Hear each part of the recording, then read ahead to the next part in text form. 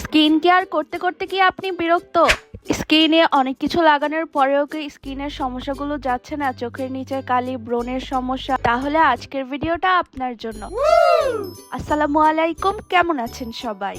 Skin হচ্ছে আমাদের বাইরের একটা আবরণ। আমরা আমাদের প্রতিদিনের খাদ্য অভ্যাসে যে সকল খাবার খাই তার রিয়েকশনই কিন্তু আমাদের চেহারা কিংবা স্কিনের উপর পড়ে থাকে। আমরা যদি অত্যাধিক ভাজা পোড়া খাবার খাই, ইচ্ছা মতো সিঙ্গারা, পেঁয়াজু, বেলপুরি, চটপটি, ফুচকা খেয়ে বলি যে আমার স্কিনে পিম্পলস, আমার পিম্পলস কোনো কিছুতেই, আর তোমার হোম রেমেডি গুলাও কাজ করছে না, এটা কিন্তু একদমই ভুল কথা হয়ে যাবে।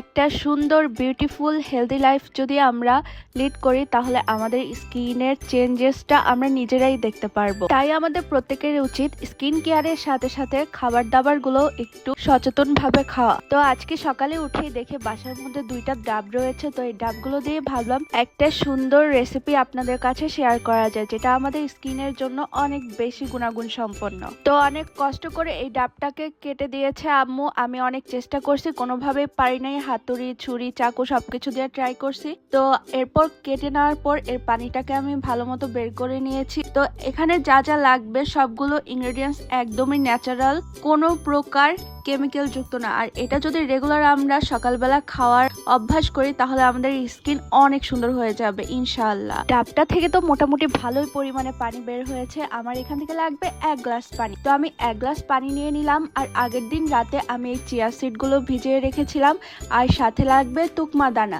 ব্যাস। আর আপনার হাতের কাছে যদি লেবু, মালটা থাকে তাহলে সেগুলো হলেই এনাফ, আর কোনো কিছুই লাগবে না। তো সারা রাত আমি ভিজিয়ে রেখেছিলাম। তো এটা ফুলে মোটামুটি এরকম একটা টেক্সচার চলে আসছে। তো এর মাঝে আমার কাছে মালটা ছিল, আমি মালটাটাকে কেটে নিলাম, কারণ লেবু থাকলে লেবুই দিতাম। তো এরপর আমি আমার গ্লাসটার মধ্যে 1 গ্লাস পরিমাণের ডাবের পানিটা দিয়ে নিব। এরপর এর সাথে একে একে মিলাবো চিয়া সিড, তুকমা দানা, আর হচ্ছে হালকা করে এই মালটার রসটাও চিপে দিয়ে নিব। এরপর সবগুলো একসাথে খুব সুন্দর করে মিক্স করে নিব।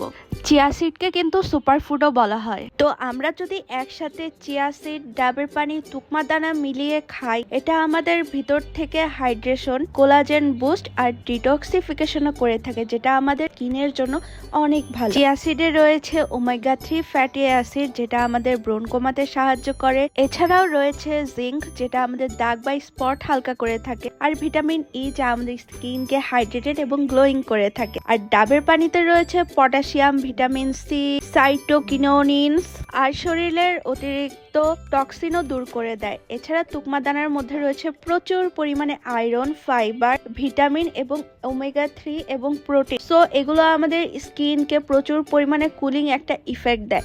তো অবশ্যই আপনারা চেষ্টা করবে প্রতিদিন সকালে এই ড্রিঙ্কসটা খাওয়া। আর ডাবের পানিটা যেহেতু বাংলাদেশে সহজলভ্য নয়, তাইলে ডাবের পানিটা বাদ দিয়ে জাস্ট চিয়া সিড আর হচ্ছে তুকমা দানাটা ভিজিয়ে রেখে হালকা করে পিঙ্ক সল্ট দিয়ে এটা যদি খান তাহলেও হবে। আর সাথে কিন্তু লেবুর রস দিতে ভুলবেন না। আর চিয়া সিড কিন্তু আমাদের ক্ষুধার পরিমাণটাও কমায় দেয়। তো আপনারা অবশ্যই পরিমাণ মতো খাওয়ার চেষ্টা করবেন, পরিমাণ মতো সবকিছুই ভালো।